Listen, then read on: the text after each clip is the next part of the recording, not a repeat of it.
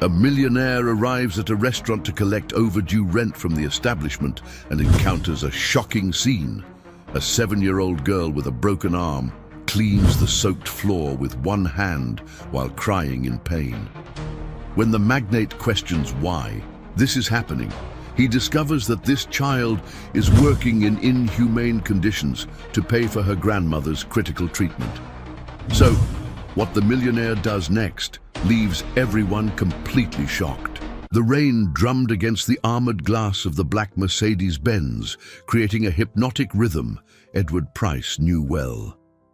43 years old, with perfectly combed graying hair and an impeccable Italian suit, he drove through the wet streets with the precision of a man who had turned efficiency into an art form. His fingers, adorned with a Swiss watch that cost more than a small apartment, tapped on the leather steering wheel as his cold eyes mentally calculated figures.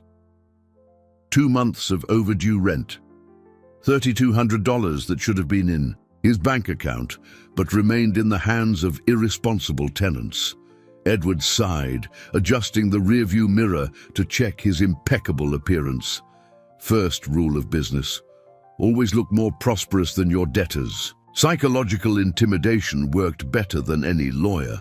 The small restaurant, the corner diner, emerged through the curtain of rain like a faded patch between taller buildings.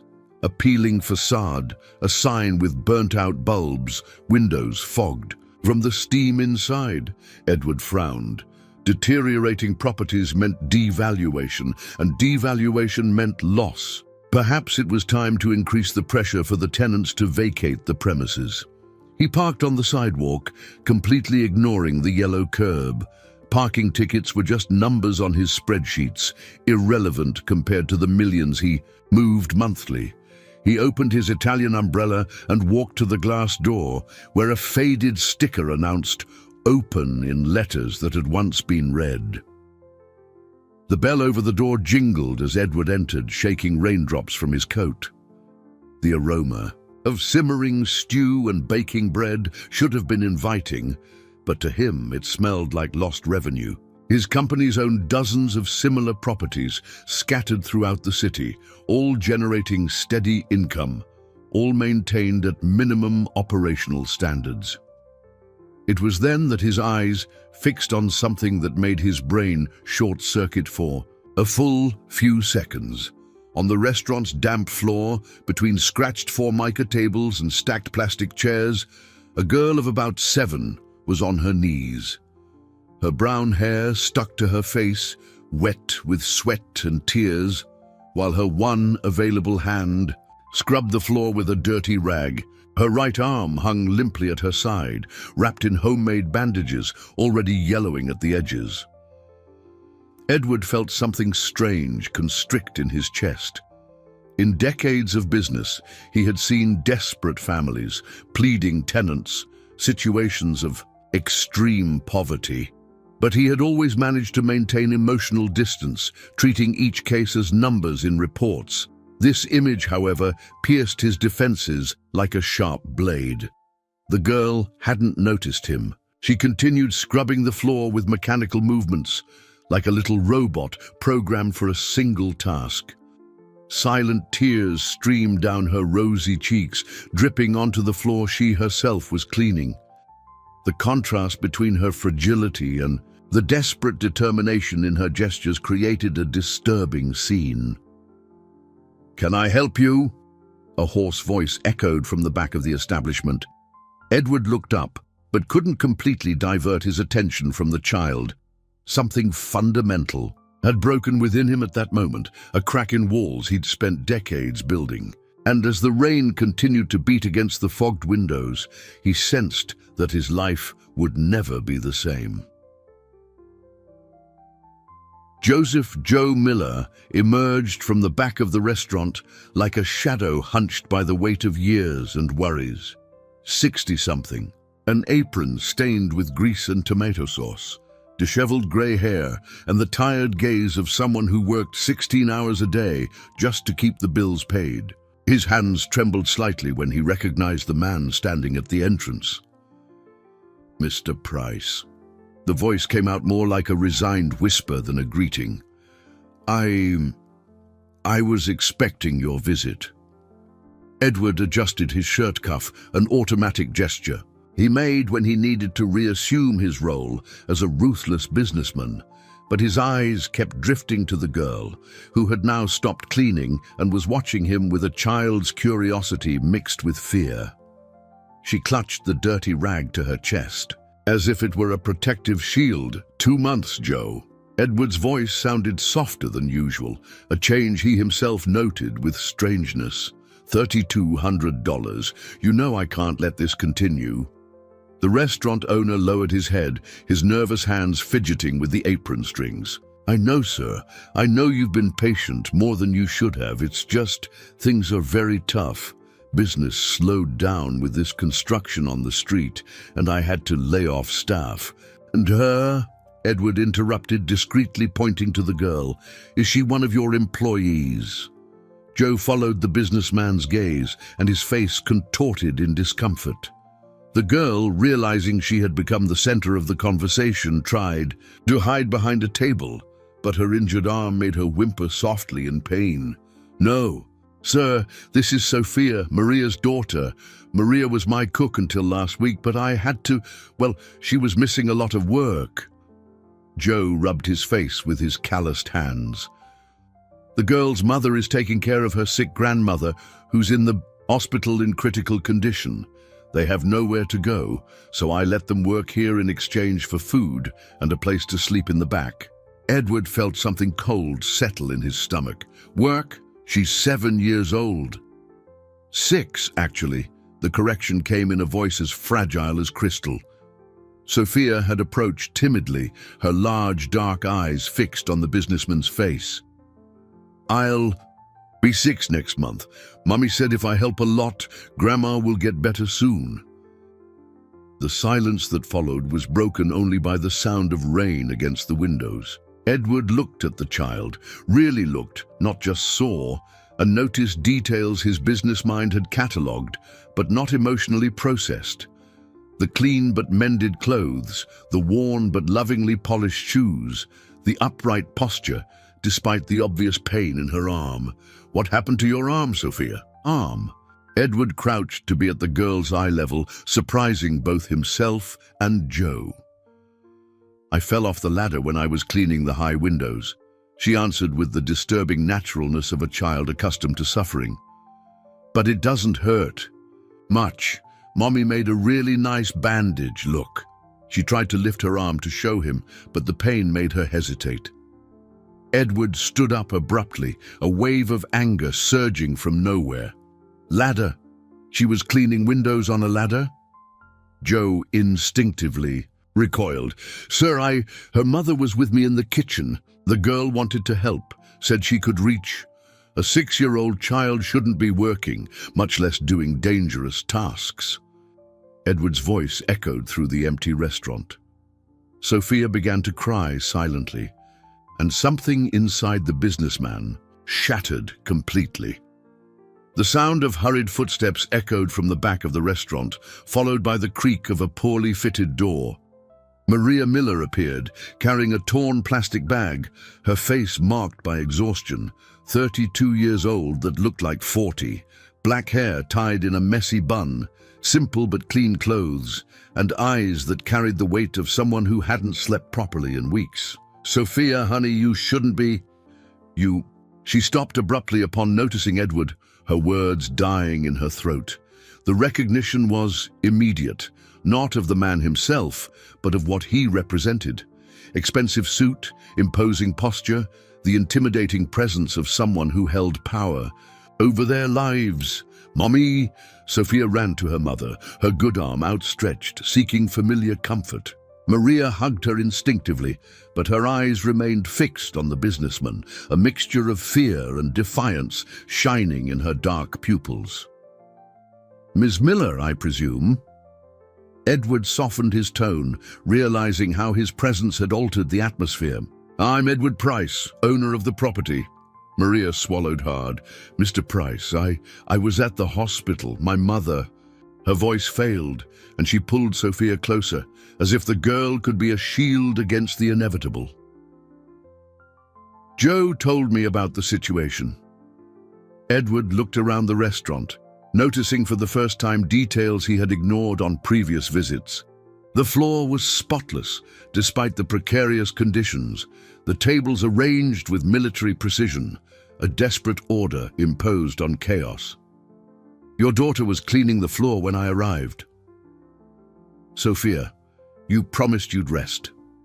Maria knelt beside the girl, carefully checking the bandaged arm. Your little arm still hurts, but Grandma needs her medicine, and Mr. Joe said if we work hard, he'll give us money to buy it. Sophia spoke with the cruel logic of a child forced to grow up too soon. Edward felt that crack in his chest widen. What kind of medicine? Maria hesitated, clearly uncomfortable discussing personal matters with a stranger, especially one who could evict them at any moment. My mother had a stroke 3 weeks ago. She's in the public hospital, but she needs specific medications that Medicaid doesn't fully cover. Without them, her voice broke. How much does the treatment cost? The direct question caught Maria off guard. She looked at Joe, who was watching the conversation with growing nervousness, then back at Edward. Why do you want to know? Answer, please. $160 a week, just for the medication. That's not counting the extra tests she'll need. Maria hugged Sophia tighter. I work nights cleaning offices, but it's not enough. That's why I agreed to work here during the day too, in exchange for a place to stay with Sophia. Edward quickly did the math. $160 was less than the value of his tie. For him, it was an insignificant amount. For them, it meant the difference between life and death. And Sophia's father? Died 2 years ago. Workplace accident. The answer came dry, sharp, ending that line of questioning. The businessman watched mother and daughter embraced, two fragile figures facing storms that would be beyond the capacity of most adults. Sophia had rested her head on her mother's shoulder, her eyes closing from exhaustion, but still firmly clutching the cleaning rag. Why was Sophia on the ladder? Edward directed the question to Joe, who had remained awkwardly silent. I asked Maria to clean the high windows before the health inspection next week, Joe muttered. The girl wanted to help, said she was small enough to reach the corners her mother couldn't. And you allowed it? Mr. Price, I need to keep this place running. If the health department finds me again, I'll have to close. Joe sounded desperate. They offered to help, and I needed the help. Edward looked around once more, now seeing not just a commercial establishment, but a fragile ecosystem of survival where each person desperately depended on the other. And at the center of it all, a 6-year-old girl with a broken arm cleaning floors to save her grandmother's life. Edward took his phone out of his pocket, a gesture that usually preceded a call to his lawyers or collectors. But this time, his hands hesitated over the screen. The numbers in his bank account danced in his mind, amounts that could solve all of this family's problems without him even feeling the financial impact. Mr. Price, Joe approached cautiously. About the rent? I know it's overdue, but if you give me 2 more weeks, I promise. It's not about the rent. Edward put the phone away, surprising everyone. Maria, I need you to take Sophia to the hospital now. Maria stiffened, pulling her daughter even closer. Why? What do you want with her? I want a doctor to examine. That arm! Not a homemade bandage, proper treatment. Edward took his wallet from his jacket. And I want to pay for your mother's medication. The silence that followed was thick with disbelief. Maria blinked several times, as if trying to process words that made no sense in her world of constant scarcity. I don't accept charity. The posed answer came firmly, but her voice trembled. It's not charity, it's... Edward paused, searching for the right words. In all his years of business, he had never needed to explain an act of kindness. It's a matter of responsibility. Responsibility. Maria stood up, keeping Sophia behind her. You have no responsibility towards us. You don't know us. You owe us nothing. Your daughter got hurt cleaning my property. She got hurt because I didn't know how to protect her better. The pain in Maria's voice was palpable. Because I'm a mother who lets her 6-year-old daughter work to get medicine for her grandmother. You're not to blame for that. Sophia watched the conversation with the unsettling seriousness of a child who understood more than she should. Mommy, if the man wants to help Grandma, why are you angry? Maria knelt in front of her daughter, holding her face with trembling hands. Because sometimes people help expecting something in return, my love, and we have nothing to give. Edward felt as if he'd been punched. Was this how the world saw him? A predator waiting to take advantage of others' vulnerability? The perception was painfully accurate considering his business history, but now it bothered him deeply. I expect nothing in return. He knelt too, bringing himself to their level. Maria, how old is your mother? 72. The answer came hesitantly. The same age my mother would be if she were still alive. Edward didn't know why he had shared that. She died 5 years ago, cancer. I paid for the best treatments, but there was nothing more to be done. Maria studied him with penetrating eyes, looking for signs of manipulation or falsehood. And why does that matter now? Because I could afford it. Because I had the resources to give her comfort in her last months, even knowing there was no cure. Edward looked at Sophia, who was distractedly playing with the bandage on her arm. Your mother still has a chance. There's treatment. And you're here arguing about pride while she... Don't tell me what to do. Maria stood up abruptly. You know nothing about our lives, about what we've been through? Then tell me. The simplicity of the answer disarmed Maria's anger. Explain to me why it's better for your daughter to clean floors with a broken arm than to accept medical help. Tears began to stream down Maria's face. Because when people like you help people like us, there's always a price, always, and that price is usually paid by those who can least afford it. Edward understood then that he wasn't just dealing with pride, but with years of exploitation and disappointment. Maria had learned to distrust kindness because it always came with strings attached. And if I sign a document, something that guarantees there are no conditions, no quid pro quo, Edward asked, a contract specifying it's a donation with no expectations. Joe, who had watched everything in silence, finally spoke. Maria, your mother doesn't have time for pride. Joe's words echoed through the restaurant like a funeral bell. Maria closed her eyes, her hands trembling. As she fought against years of self-preservation instincts, Sophia, sensing her mother's distress, approached and touched her leg with her good hand. Mummy, Grandma's going to get better, right? The childlike voice cut through Maria's emotional defenses like a blade. Edward watched mother and daughter, remembering conversations he'd had with his own mother during the last months of her life. She had refused expensive experimental treatments, claiming she had lived enough.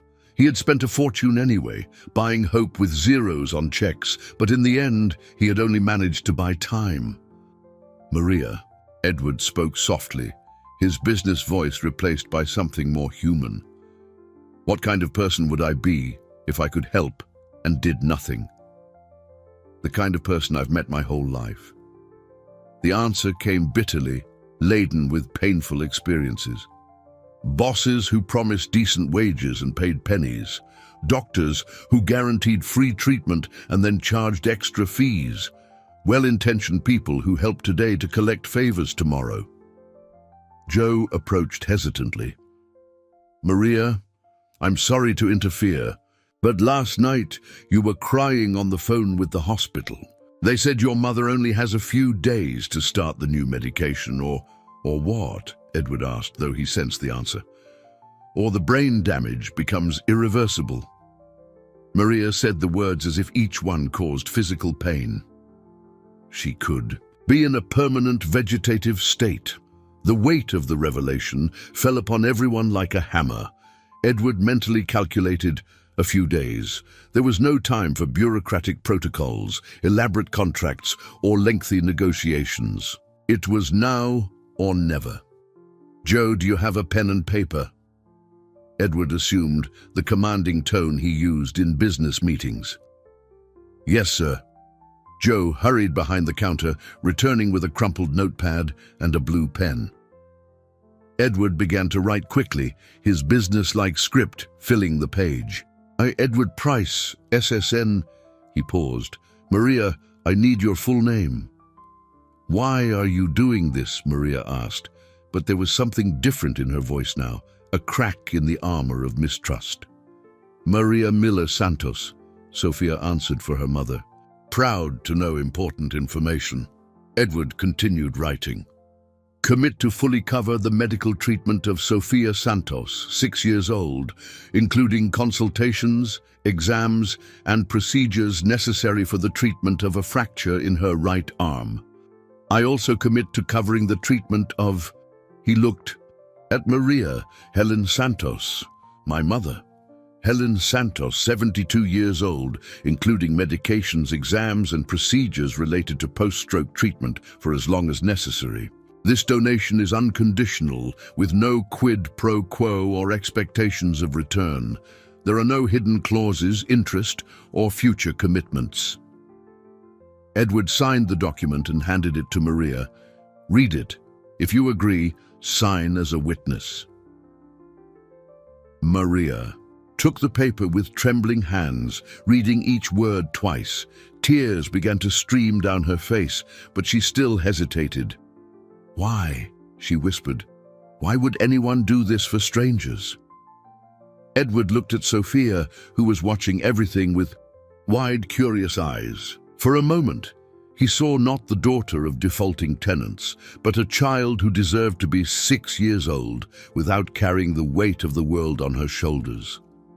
"Because sometimes the universe puts us in the right place to do the right thing," he said, surprising himself with the honesty of his own words. "And because your daughter reminded me that there's something more important than efficiency and profit." Maria signed the document with a trembling hand. "If this is some kind of trick..." "It's not." Edward put the paper in his inner jacket pocket. "Joe, can you stay with Sophia while we take Maria to the hospital to sort out her mother's treatment papers?" Sophia clung to her mother's skirt. "I want to go too. I want to see Grandma." "Your little arm needs to be examined too, sweetheart." Edward crouched again. "How about after the hospital, we go visit your grandmother?"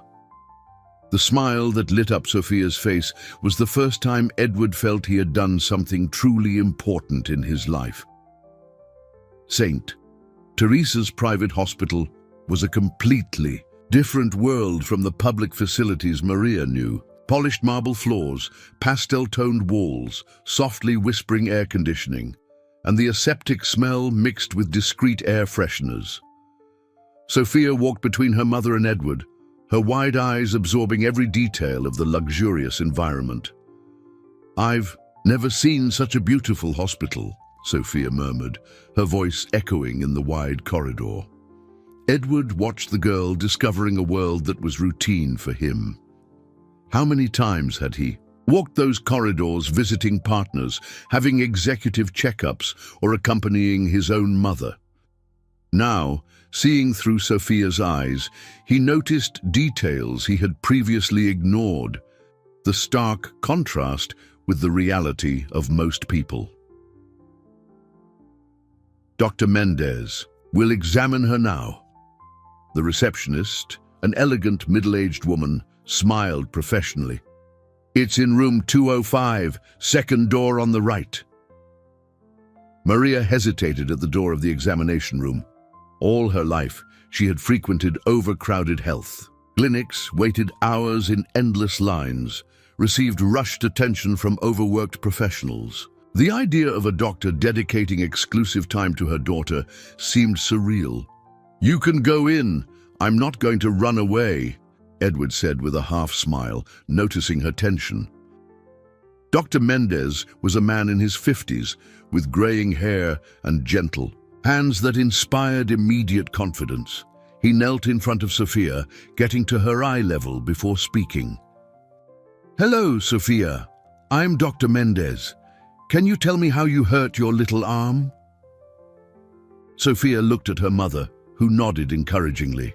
"I fell off the ladder when I was cleaning the windows at the diner. It hurt a lot, but Mommy made a bandage." The doctor carefully examined the arm, his facial expressions anxiously watched by Maria. Edward remained standing near the window, but his ears caught every word.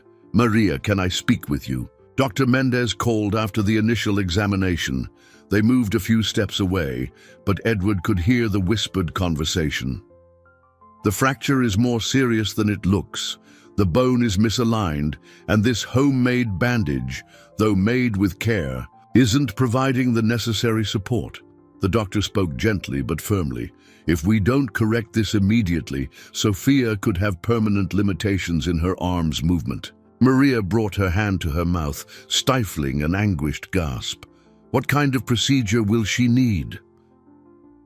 "A small surgery to realign the bone, followed by a few weeks in a proper cast. Nothing too invasive, but necessary." Dr. Mendez looked at Edward. "Mr. Price, I assume you'll authorize the procedure?" Edward nodded immediately. "Do whatever is necessary. When can we operate?" "Tomorrow morning, if you agree. I'll schedule everything for 7 o'clock. Sophia, who had remained seated on the examination table swinging her legs, caught everyone's attention. "Doctor, after you fix my arm, will I be able to help Grandma get better too?" The innocence of the question struck all the adults present. Dr. Mendez approached her again. "Sophia, did you know that the best medicine for sick people is the love of their family? Just by being near your grandmother, she'll already feel better. So can I visit her today?" Maria looked at Edward, who nodded. "Of course you can, sweetie." As they left the hospital, Edward made a quick call to his private driver. "Carlos, I need you to pick us up. We're going to City General Hospital." The difference between the two hospitals was shocking. From the pristine environment of St. Teresa's to the peeling walls, crowded corridors, and overflowing waiting rooms of the public hospital. Sophia held her mother's hand tightly as they navigated the crowd of people waiting for care. "Room 312, neurology wing," Maria murmured, guiding them through the maze of poorly lit corridors. When they finally reached the room, Edward saw Helen Santos for the first time. 72 years old, white hair spread on the pillow, pale skin contrasting with slightly bluish lips. Tubes and monitors surrounded the bed, creating an electronic orchestra of beeps and mechanical whispers. "Grandma!" Sophia ran to the bedside, her joy a stark contrast to the room's somber atmosphere. Helen slowly opened her eyes, and a faint smile lit her face when she saw her granddaughter. Helen held Sophia's small hand with trembling fingers, her eyes filling with tears as she saw her granddaughter's bandaged arm. Her voice came out hoarse, but laden with emotion. "My little warrior, how are you, my love?" "I'm fine, Grandma. Tomorrow a very nice doctor is going to fix my arm." Sophia leaned in to kiss her grandmother's face. "And Mommy said you're going to get better too." Edward remained near the door, feeling like an intruder in that intimate moment. But something in Helen's expression caught his attention. When the elderly woman looked at him, there was a flicker of recognition in her tired eyes. "You..." Helen tried to sit up in bed, her voice gaining unexpected strength. "You're a Price." Maria frowned, confused. "Mum, this is Mr. Edward. He's helping us with your treatment." "Price?" Helen repeated, her eyes fixed on the businessman. How old are you, young man? 43, ma'am.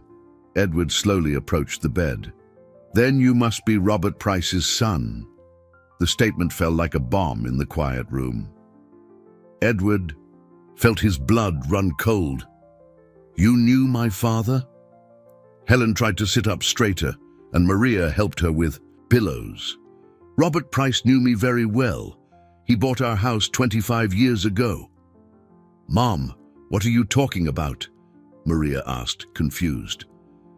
The house where you were born, Maria, where your father and I raised our family. Helen looked directly at Edward.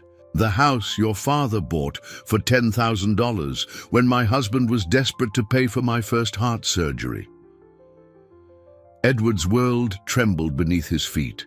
He vaguely remembered conversations he'd overheard as a teenager, when his father talked about investment opportunities in properties of financially distressed families.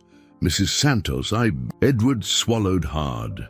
The house was worth $160,000 back then, Helen continued, her voice gaining energy with resurgent anger.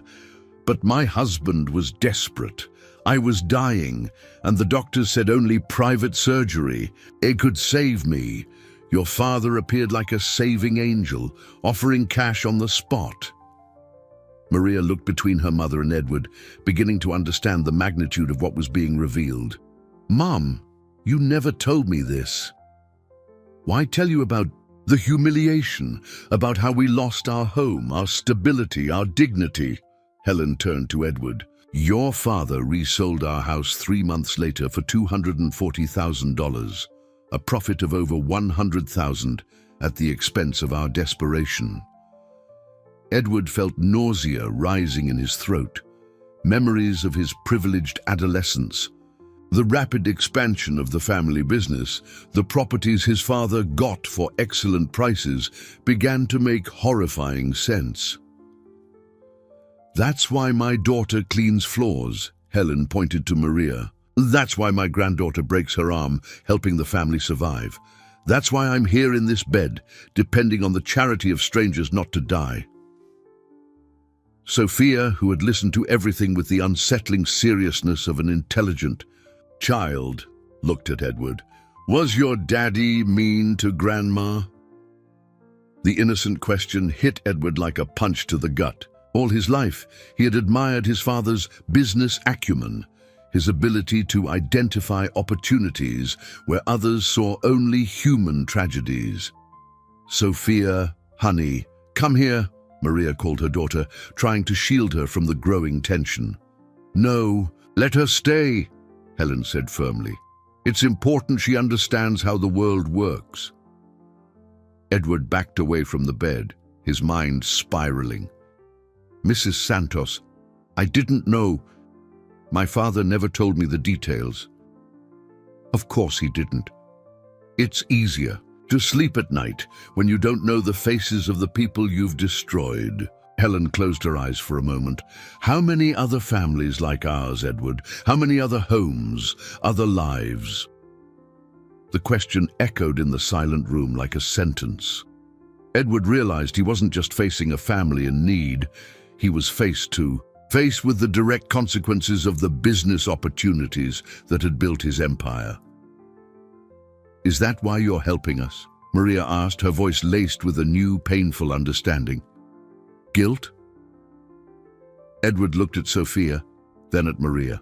Finally, at Helen, 3 generations of strong women who had survived his family's destructive waves. Maybe it's the only chance I have to do something right, he whispered.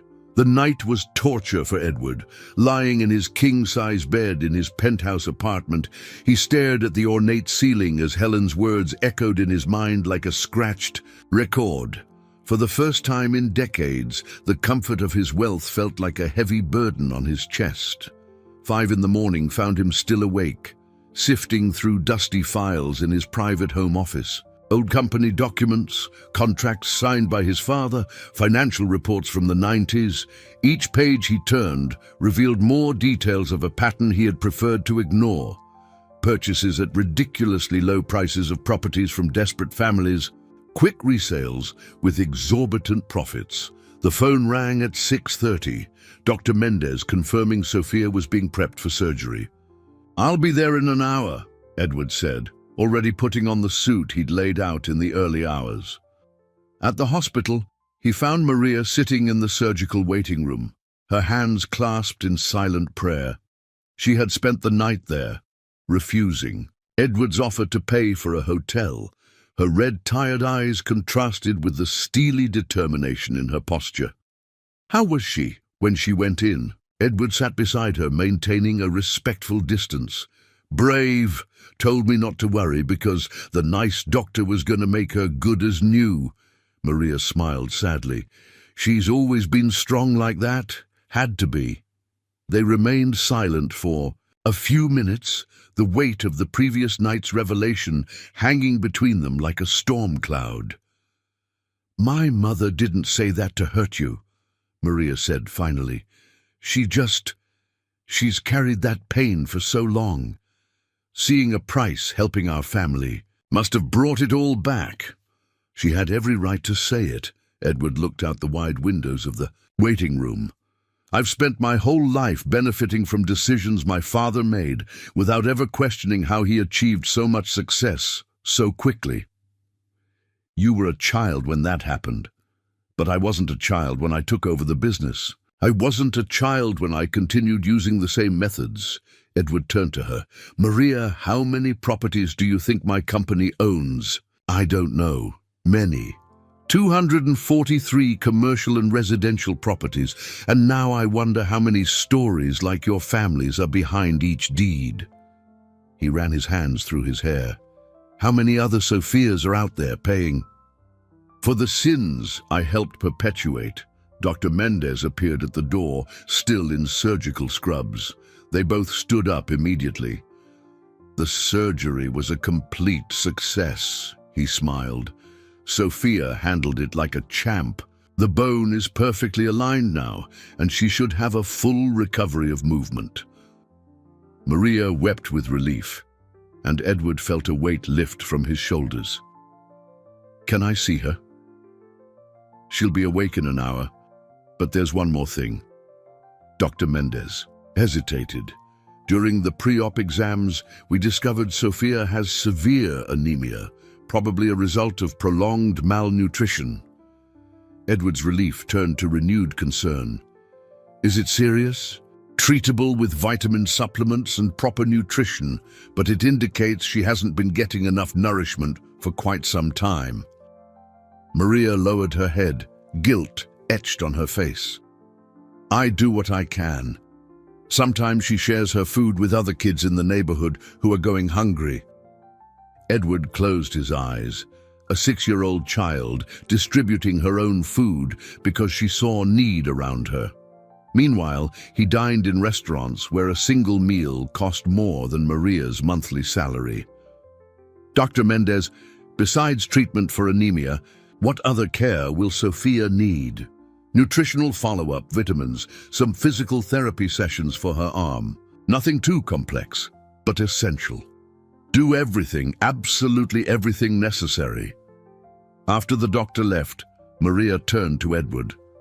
"Why are you doing this? And don't tell me it's guilt. There's something more." Edward thought of Sophia asking if his father had been mean, of Helen recounting the lost house, of Maria working 3 jobs to support 3 generations. "Because for the first time in my life I have the chance to use my money for something that truly matters," he said honestly. "And because Sophia reminded me that there are things more valuable than business efficiency." Sophia woke from anesthesia with a sleepy smile, and the first question she asked was about her grandmother. The colorful cast on her right arm was decorated with flower drawings a nurse had made, and she observed it with childlike fascination. "Can I draw too when I get home?" Sophia asked, trying to wiggle the fingers peeking out from the cast. "Of course you can, sweetie." Maria kissed the girl's forehead. "When we get home."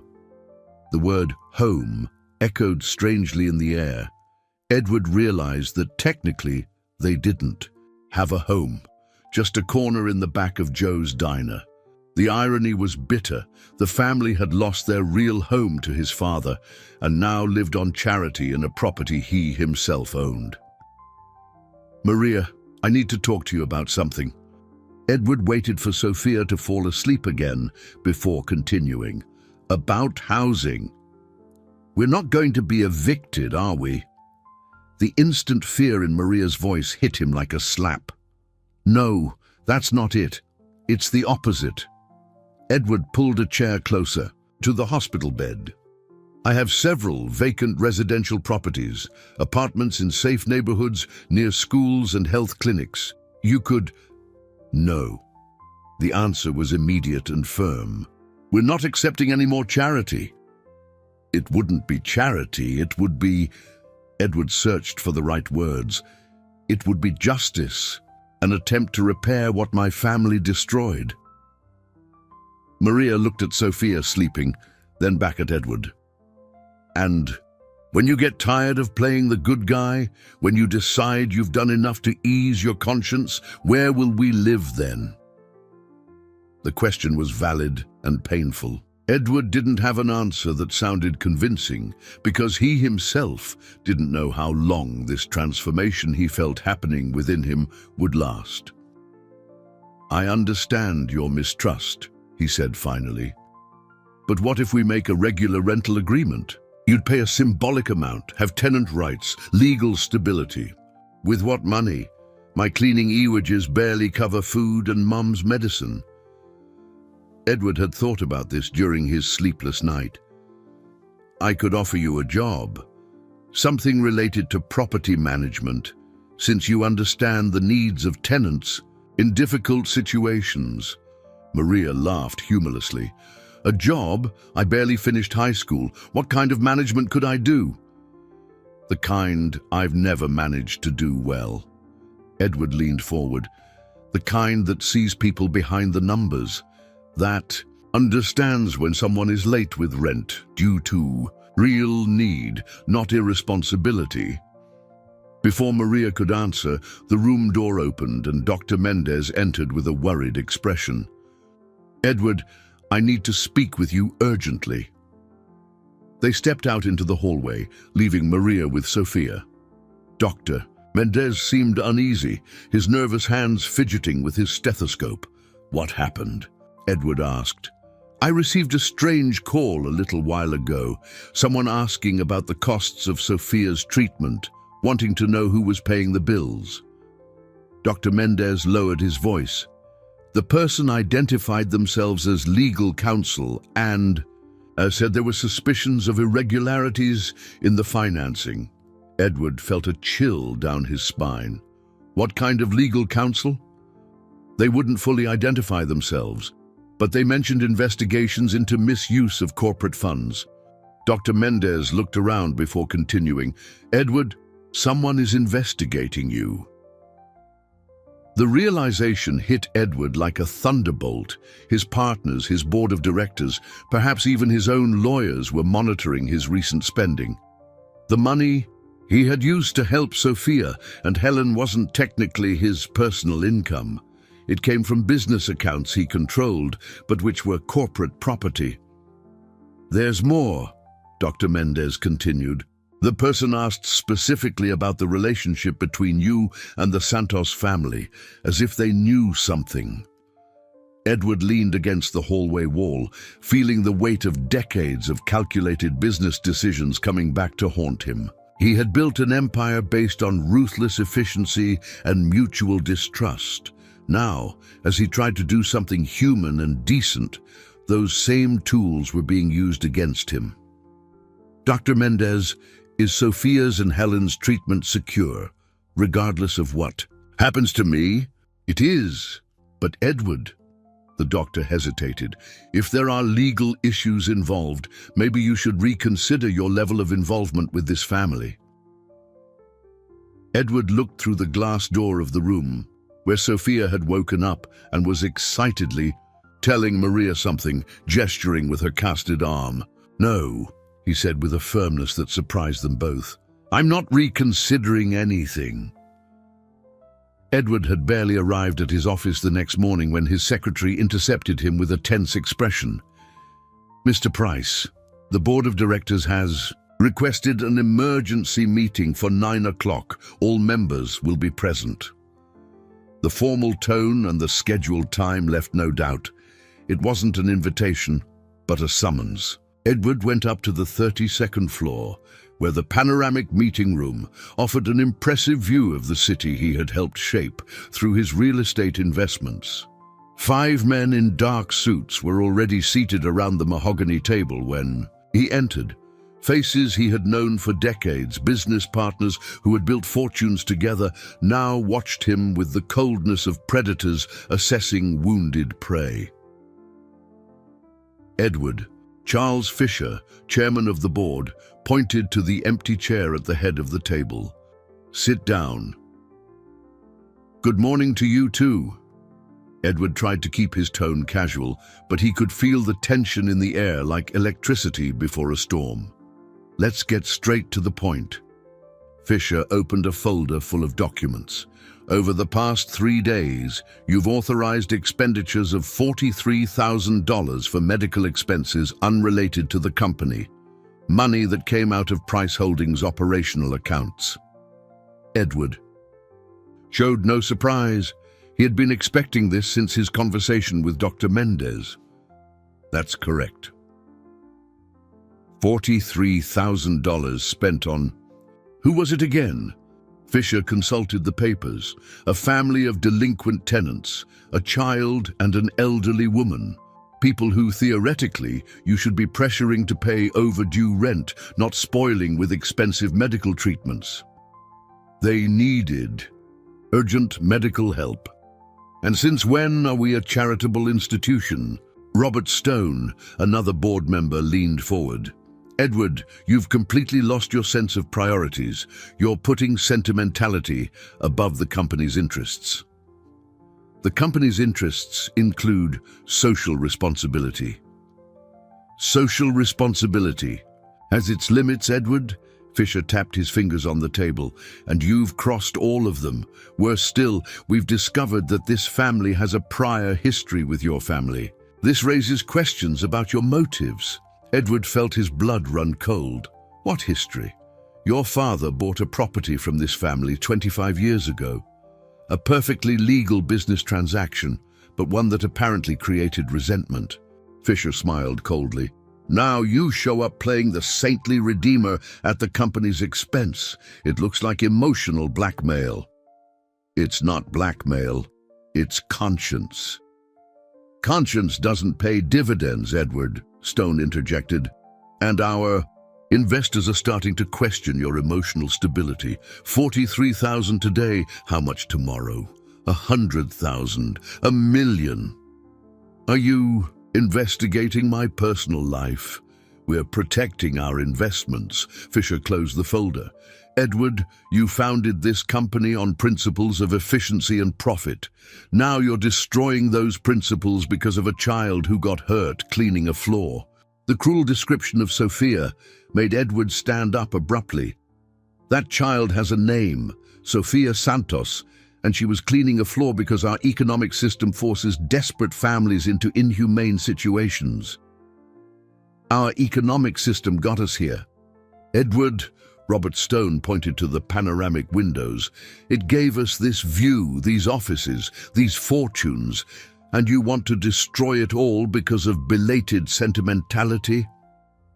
"I want to use our fortune for something beyond accumulating more money." "Then use your personal fortune." Fisher stood up too. "But don't compromise the company's resources with your unauthorized philanthropic projects." Edward looked around the table, seeing faces he had considered friends reveal their true nature. "And if I refuse to stop, then we'll have to consider your removal from the CEO position of the company." Fisher's statement fell like a bombshell. "We have enough votes for that, Edward, and we have complete documentation of resource mismanagement. You're blackmailing me." "We're protecting our interests, just as you taught us to do over the years."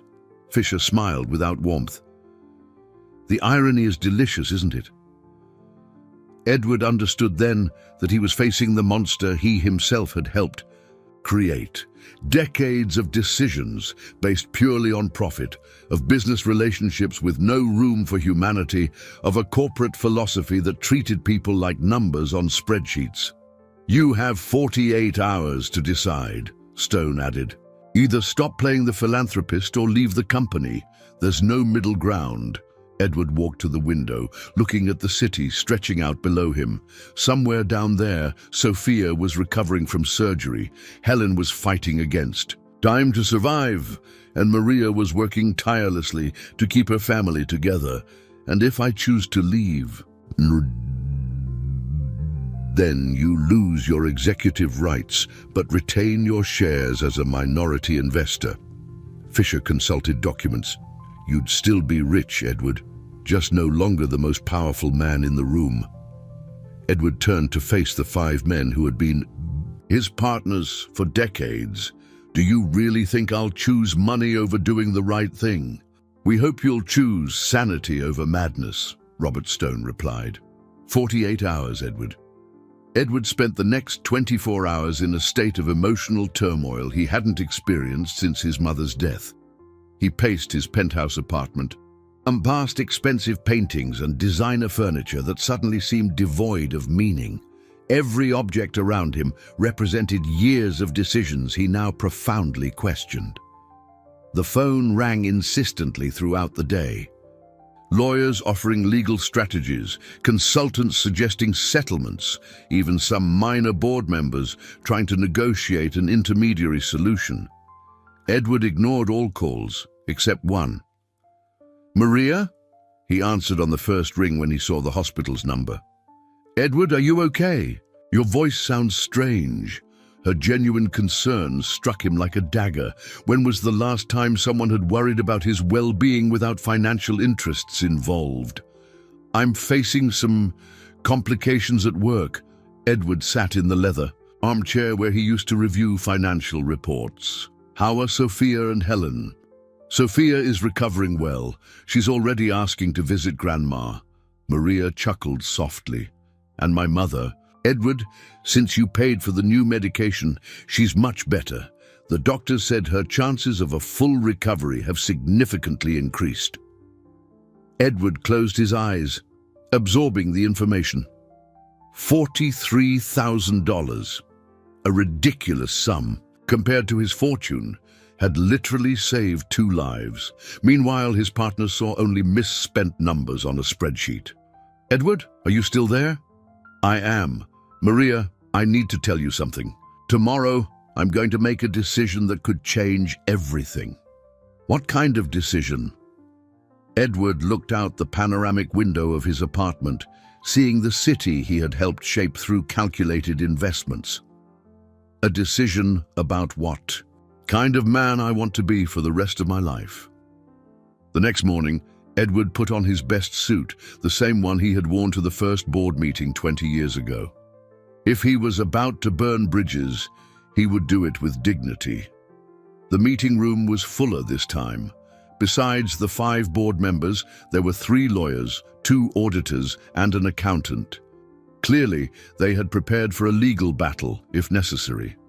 "Edward," Fisher didn't even stand up when he entered. "We trust you've reached a sensible decision." "I have."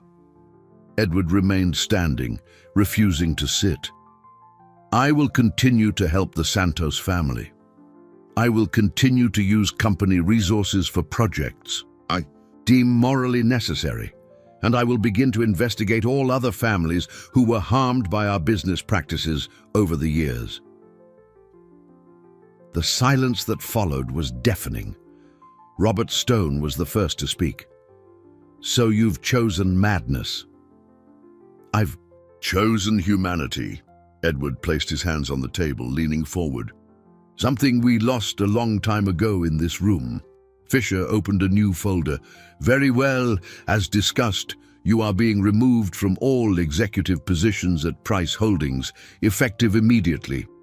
Your responsibilities will be redistributed among the board members." "Understood." You will retain 15% of the shares as a passive investor, but will no longer have a voice in operational decisions. One of the lawyers read from a document.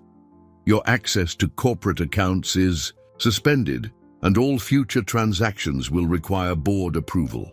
Edward nodded calmly. Anything else? Yes. Fisher smiled with cruel satisfaction. We expect you to immediately withdraw financial support from the Santos family. Consider it a final act of corporate responsibility. It was then that Edward felt something crystallize within him, a clarity he hadn't experienced in years. No. Excuse me? I said no. I will continue to help them, but now with my own resources. Edward straightened up. 15% of this company will still yield me more money than I could spend in several lifetimes, and I intend to use every penny to undo some of the damage we've done. Edward, you're committing financial suicide. Robert Stone tried one last time. I'm committing to moral rebirth. Edward walked towards the door. Gentlemen, it has been a distinct displeasure doing business with you. Leaving the building that had been his second home for 2 decades, Edward felt something unexpected. Relief. As if an immense weight had been lifted from his shoulders. 3 days after leaving the company, Edward received a call that chilled his blood. Maria was crying on the other end of the line, her voice broken by desperate sobs. Edward, they're gone. Sophia and my mother. I can't find them.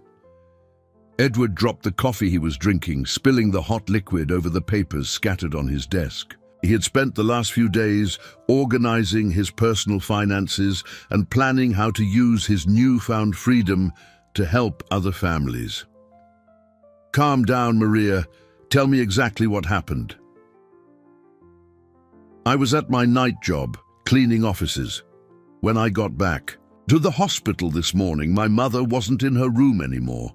The nurses said a man came during the night with transfer documents. Medical transfer. Maria was struggling to breathe. They took her to another hospital facility, but nobody knows which one. And Sophia? She was with my mother at the hospital, sleeping in the chair beside the bed like she always does. Maria's voice broke completely. Edward, they took your daughter along with my mother, a 6-year-old child, and no one can tell me where they've gone. Edward felt a fury rising in his chest. Maria, where are you now? At the hospital. I'm trying to talk to doctors, nurses, administrators, but they all say they have no information. It's like they just disappeared. Stay there. I'm coming to get you. We'll figure this out together. 40 minutes later, Edward found Maria in the hospital corridor, sitting on the same bench where they had first talked about Helen. She was pale, trembling, her clothes rumpled from a full night of despair. I've spoken to 15 different people, Maria said, standing up when she saw him. Nobody knows anything. It's impossible for 2 people to just disappear from a hospital without a trace. Edward impulsively hugged Maria, feeling her tremble against his chest. He had never consoled a desperate mother and found that all his business experience hadn't prepared him to deal with raw human pain. We'll find out what happened, he said with a firmness he didn't feel. I have contacts, resources. We'll find them. Edward. Maria pulled away, looking him in the eyes. What if this has something to do with you? With your company, your family? What if someone took them to pressure you? The possibility had occurred to Edward on the way to the hospital, but hearing Maria verbalize it made it all more real and terrifying. Would his former partners be capable of something like this, using a child and an elderly woman as pawns in a corporate power game? No, Edward said, but his voice faltered. They're greedy and cold, but they're not criminals. Are you sure? Edward thought of the faces around the meeting table, the coldness with which they had described Sophia as a child who got hurt cleaning a floor, the calculated way they had orchestrated his removal from the company. No, Hissam admitted, I'm not sure about anything when it comes to them. At that moment, his phone rang. Unknown number.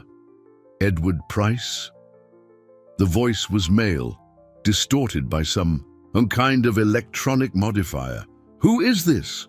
Someone who has two people very important to you, a 72-year-old lady and a 6-year-old girl. Both are fine, for now. Edward signaled for Maria to stay quiet, activating the speakerphone. What do you want? It's simple. You will stop investigating the past practices of Price Holdings. You will stop looking for other wrong families. You will stop trying to be a hero. The voice paused. And you will transfer your shares in the company to a trust we will specify. You're insane. This is kidnapping. This is business. You have 24 hours to decide. For every hour of delay, the ladies' and the girls' living conditions will deteriorate. If you hurt them. What will you do, Edward? Call the police? Explain how your personal crusade put an innocent family in danger? The voice laughed coldly. 24 hours. We'll await your call. The line went dead. Edward looked at Maria, who was as white as a sheet. My daughter, she whispered. They have my daughter. Edward took Maria's trembling hands in his. We'll get them back, I promise. How? You heard what they said. If we call the police. Then we won't call the police. Edward felt an iron determination settling in his mind. We'll use other methods. What methods? Edward looked at Maria, seeing Sophia in her desperate eyes, seeing Helen in her desperate courage. The methods I learned in 30 years of building a business empire, he said.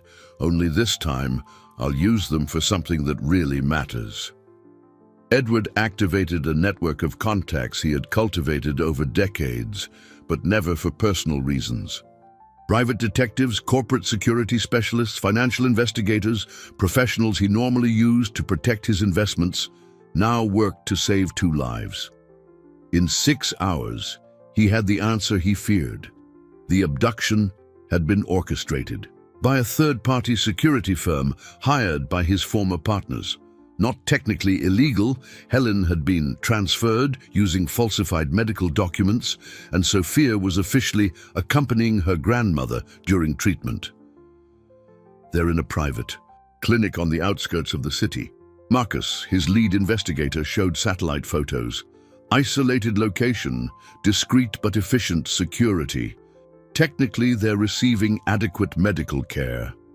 But they're prisoners, Maria said, her hands trembling as she held the photographs. Yes. And the only way to get them out is to accept the demands or... Marcus hesitated. Or? Edward asked. Or use their own methods against them. Edward understood immediately. Blackmail. Exactly. You have information on them that could destroy their careers and fortunes. 3 decades of dirty deals, questionable contracts, wronged families. Marcus opened a laptop. I've gathered enough data to bury all of them, legally speaking. Maria looked between the 2 men. You're talking about corporate warfare while my daughter is scared somewhere. Edward knelt in front of her. Maria, I understand your desperation, but if we do this emotionally, we'll lose. We have to think strategically. Sophia is 6 years old, Edward. She doesn't understand strategies. That's exactly why we're going. To bring her back. Edward stood up, picked up the phone, and dialed a number he knew by heart. Fisher? It's Edward. Edward. What a surprise. I imagine you're calling to accept our terms. I'm calling to make a counter-proposal. Edward activated the speakerphone for Maria to hear. You will release Helen and Sophia immediately, or I will publicly expose all of Price Holdings' questionable deals from the last 25 years. Silence on the other end of the line. Edward, you're bluffing. The Mendoza family, 1998. Home repossessed due to fabricated medical debts. The Oliveira family, 2003. Rental agreement with predatory clauses leading to illegal eviction. The Rocha family, 2007. Property bought during an artificially created financial crisis for 10% of its real value. Edward read from a list Marcus had prepared. Want me to continue? I have 43 documented cases. You wouldn't be able to destroy your own reputation. My reputation is already destroyed in my own eyes, Fisher. Now I'm just deciding if I take you down with me. Edward looked at Maria. And yes, I'd be capable of anything to bring a 6-year-old child back to her mother. Another silence, longer this time. What do you want exactly? Helen and Sophia back, unharmed, in 2 hours. In return, I'll maintain confidentiality about our past dealings and will not interfere with the company's operations anymore. And your shares? I keep my shares, but I promise not to vote against board decisions for the next 5 years. Edward paused. It's that or all-out war, Fisher. Choose. More silence. Edward could almost hear the calculations being made on the other end of the line. 2 hours, Fisher said finally. City General Hospital, main entrance. Fisher. Yes? If they are harmed in any way, the deal is off, and you'll find out what I'm capable of when I really want to destroy someone. Edward hung up and turned to Maria, who was crying with relief. They're coming back? They are. Edward hugged her again. And after this, we'll make sure nothing like this ever happens again. 2 hours later, in the parking lot of City General Hospital, Edward and Maria saw a black car approach. Sophia jumped out of the vehicle, running towards her mother, her colorful cast gleaming under the hospital lights. "Mommy, I knew you'd find me!" Sophia threw herself into Maria's arms. Helen got out of the car more slowly, supported by a nurse, but smiled upon seeing her family reunited. "Edward," Helen called as he approached, "thank you for bringing my family back." "Thank you for teaching me what truly matters in life," Edward replied, realizing those words were the purest truth he had spoken in years. 6 months later, Edward stood in front of the old corner diner, observing the transformation that had taken place in that space. The peeling walls now boasted cheerful pastel paint, the windows shone clean, letting in abundant light, and a new sign announced, "Helen Santos Community Center, Care, Dignity, and Hope." Sophia ran up to him, her arm completely healed, carrying a folder full of colorful drawings. At 7 years old, she had become the center's official artist, creating posters and decorations that brought life to the walls. "Uncle Edward, look what I drew." She opened the folder, showing a drawing of the family, Maria, Helen, herself, and Edward, all holding hands in front of the community center. "It's beautiful, Sophia. You're very talented." Edward knelt to her eye level, a gesture that had become natural over the months. "Mommy said you're going to make a speech today. Are you going to talk about how people can be good to each other?" "I'm going to talk about how people can help each other," Edward corrected gently, "and about how small gestures can change entire lives." The community center had become a reality, thanks to the dividends from the shares Edward still held in Price Holdings. 15% of the company still generated more than enough income to fund ambitious social projects. The irony was not lost on him. He was using money generated by the methods he now repudiated to undo some of the damage caused by those very methods. Maria appeared at the center's door, wearing a professional blouse with the center's emblem. In recent months, she had become the general coordinator of the project, overseeing a program that offered free medical assistance, job training, and emotional support for vulnerable families. "Edward, the first families have arrived for the official opening." She smiled, and he noticed how different she looked now, confident, fulfilled, with a sparkle in her eyes that hadn't been there when they first met. "Helen is eager to meet the people who will benefit from the program." Helen, now fully recovered, had become the soul of the community center. At 73, she told stories to the children, advised worried mothers, and organized support groups for the elderly. Her personal experience with adversity made her especially effective in helping others find hope in difficult situations. "How is she today?" Edward asked, referring to Helen's health. "Better than ever. The doctor said she has the energy of someone 20 years younger." Maria laughed. "I think having a purpose did more for her health than any medicine." During the opening ceremony, Edward watched the dozens of families who had come to learn about the center's services. Children played in the garden Sophia had helped plan. Parents talked with social workers about job opportunities, and seniors participated in group activities coordinated by Helen. "Edward," a familiar voice called him. He turned to see Joe, the former owner of the diner, who now worked as the center's cook, preparing nutritious meals for the families served. "Joe, how are you settling in?" "Better than I imagined." The man smiled genuinely for the first time since Edward had met him. "You know, cooking for people who really need it gives a different flavor to the food. It's like every dish has more meaning." Edward understood exactly what Joe meant.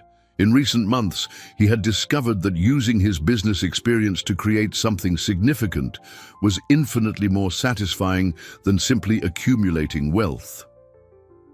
When it was time for his speech, Edward stepped onto the small improvised stage in the center's garden. He looked at the expectant faces before him, families who had lost hope and were now finding it again, dedicated professionals who had chosen to serve rather than just earn money, children playing, unaware they were part of something revolutionary. 6 months ago, I walked into a diner to collect overdue rent, Edward began, his voice reaching everyone present. "I found a 6-year-old girl cleaning the floor with a broken arm, and I thought I was just seeing another problem to solve. Today, I understand I was seeing the solution to a much bigger problem, the problem of how we live with each other." He met Sophia's eyes, who was sitting on Helen's lap in the front row. "This little girl taught me that strength isn't about how much money you can accumulate, but about how many lives you can positively touch. That success isn't measured by the size of your bank account, but by the size of your impact on the community." Edward paused, feeling emotion welling in his chest. We all have the capacity to be the miracle in someone's life. Sometimes it's necessary to break down unjust structures so that something new and beautiful can flourish. And sometimes we discover that our true wealth isn't in what we accumulate, but in what we are able to give. The applause that followed was warm and prolonged. Edward stepped down from the stage and was immediately hugged by Sophia, who whispered in his ear, "Uncle Edward, you talk just like a prince from a fairy tale." "Why, Sophia?" "Because you learned that real treasure is making other people happy." Edward hugged the girl, looking around the community center that had blossomed where once there was only exploitation and despair. Maria approached and touched his arm gently. "Thank you," she said simply, "for everything.